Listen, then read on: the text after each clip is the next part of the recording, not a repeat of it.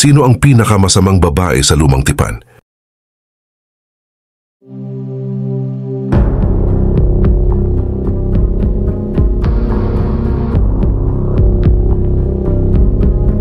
May isang pangalan na binanggit sa Biblia na nagpapakilabot hanggang ngayon. Sino siya?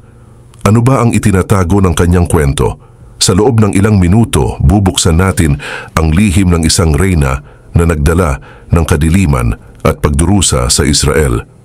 At baka matutunan mo kung bakit hindi basta-basta ang kanyang alaala.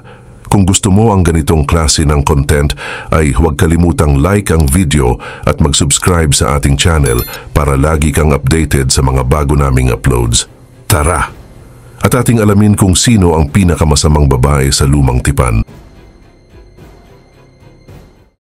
Ang pangalang Jezebel ay madalas nakakabit sa isang tauhan sa Biblia.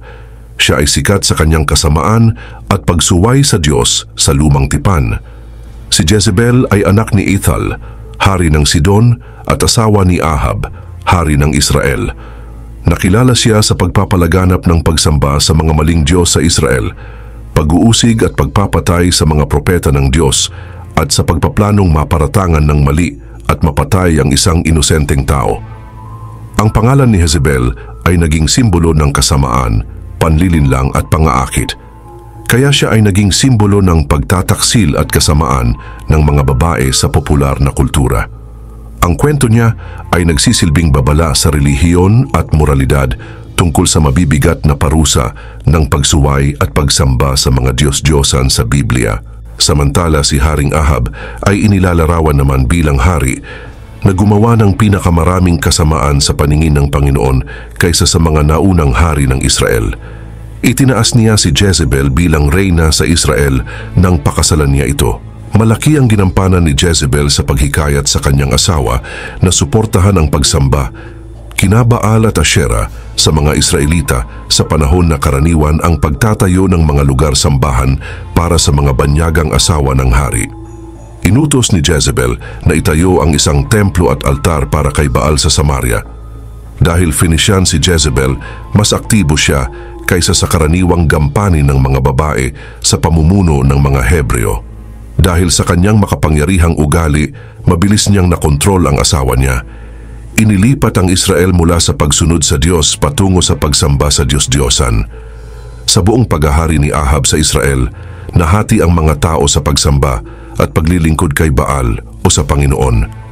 Lalong tumindi ang alitan kaya pinlano ni Jezebel ang pagpatay sa mga propeta ng Panginoon habang matibay niyang sinuportahan ang mga propeta ni Baal at Asherah. Subalit palaging may sagot ang Diyos. Ang pangunahing kalaban ni Jezebel ay si Elias na matatag na tumangging sumamba kay Baal. Bilang tugon sa malawakang pagsuway sa Israel, inihayag ni Elias ang kaparusahan ng Diyos, 3 taong tagtuyot. Di nagtagal nagkaroon ng matinding labanan sa pagitan ni Elias at ni Haring Ahab na humantong sa pagtitipon ng lahat ng mga propeta sa bundok ng Carmel. Sa pagtitipon na ito, ipinakita ni Elias na siya lang ang natitirang propeta ng Panginoon matapos patayin ng iba. Samantalang may 450 propeta si Baal.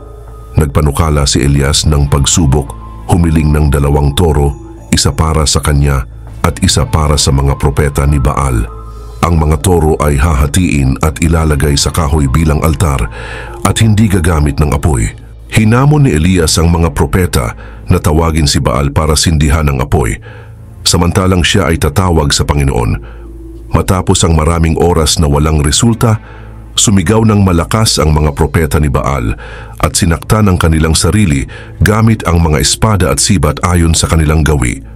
Nang siya naman ang sumubok, inayos ni Elias ang toro sa kahoy nang walang tulong, naglagay ng 12 bato bilang simbolo ng mga tribo ng mga anak ni Jacob at naghukay ng hukay sa paligid ng altar. Sinabi niya sa mga tao na ibuhos ang tubig sa handog at kahoy ng 3 beses hanggang mabasa ng husto ang altar at mapuno ang hukay.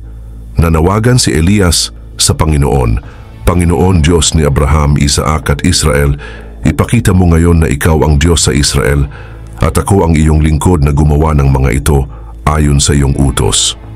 Sagutin mo ako, Panginoon, para malaman ng mga tao na ikaw ang Diyos at binabalik mo ang puso nila sa iyo. At sa isang hindi kapani-paniwalang sandali, bigla na lang bumagsak ang apoy mula sa Panginoon at sinunog ang handog, ang kahoy, mga bato, lupa, pati tubig sa hukay. Nang makita ito ng mga tao, yumuko sila at nagsabi, "Siya ang Diyos, ang Panginoon ay Diyos." Pagkatapos ay ipinag-utos ni Elias na patayin ang lahat ng mga propeta ni Baal. Nang malaman ni Jezebel ang mga pangyayari, nagalit siya ng husto at nangako na papatayin niya si Elias. Dahil natakot si Elias sa galit ni Jezebel, tumakas siya sa disyerto at nagtago sa ilalim ng puno ng juniper. Samantala hindi pa dito natatapos ang kwento. Hindi sumuko si Jezebel sa kanyang kasamaan at ipinakita ito sa pamamagitan ng pagpapapatay kay Naboth. Sa mga hindi pamilyar, si Naboth ay isang matapat na tao at takot sa Diyos na nagmamay-ari ng isang ubasan malapit sa palasyo ni Haring Ahab. Nais ni Ahab na bilhin ang ubasan para gawing hardin ng mga halamang gamot o bayaran si Naboth para sa lupa. Ngunit mariing tumanggi si Naboth. Sinabi niyang ipinagbabawal ng Diyos na ipagbili niya ang lupa ng kanyang mga ninuno. Dahil dito gumawa si Jezebel ng isang panlilinlang na plano para makuha ang ubasan. Gumamit siya ng pangalan at selyo ni Ahab sa mga peking sulat na naguutos ng isang pag-aayuno. Pinaratangan nila si Naboth ng pagsuway sa Diyos gamit ang maling testimonya ng dalawang masasamang tao.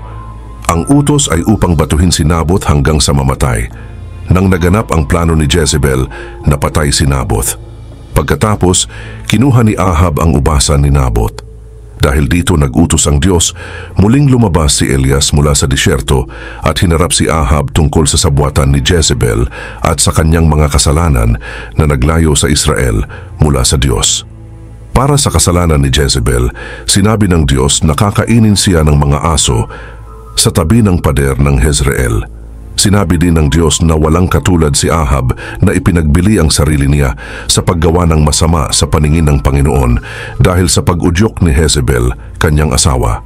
Nang marinig ni Ahab ang hatol ng Diyos, humingi siya ng tawad sa pamamagitan ng pagsuot ng sako at pag-aayuno.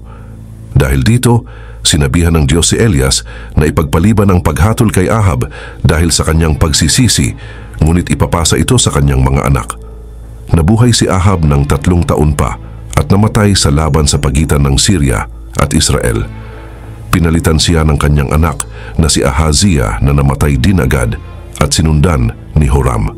Samantala para naman sa kamatayan ni Jezebel, inutusan ni Elias si Jehu, isang general ng hukbo ni Joram, na patayin ang lahat ng mga anak ni Ahab. Una niyang pinatay si Joram, pagkatapos ay pumunta siya sa Jezreel kung saan naroon si Reyna Jezebel. Nang marinig ni Jezebel ang balita, nag-ayos siya ng kanyang mukha at buhok at sumilip sa bintana. Hindi niya ginawa iyon para akitin si Jehu, kundi para ipakita ang kanyang pagiging reyna, ang kanyang pagmamalaki at kapangyarihan. Tumawag si Jehu sa bintana, "Sino ang nasa panig ko?" Sumagot ang 2 o 3 eunuch at iniutos ni Jehu na itapon si Jezebel sa baba. Kadalasang tumutulong sa mga reyna ang mga eunuch, pero madalas din silang pinagpapahirapan ni Jezebel kaya hindi siya ginusto ng mga ito. Itinapon si Jezebel sa bintana at siya ay nabugbog ng mga kabayo at kinain ng mga aso ayon sa hula ni Elias. Ang pagbagsak at pagkamatay ni Jezebel ay dahil sa kanyang sariling kayabangan, kasakiman at paghahangad ng paghihiganti. Ginamit niya ang kanyang ganda at impluensya para makuha ang kapangyarihan ni Ahab sa gobyerno at pinalaganap ang pagsamba kay Baal sa Israel. Ngunit ang kanyang pagmamataas at paghihiganti ang naging dahilan ng kanyang kapahamakan. Tunay na natupad ang hatol ng Diyos laban sa kanya at sa kanyang pamilya.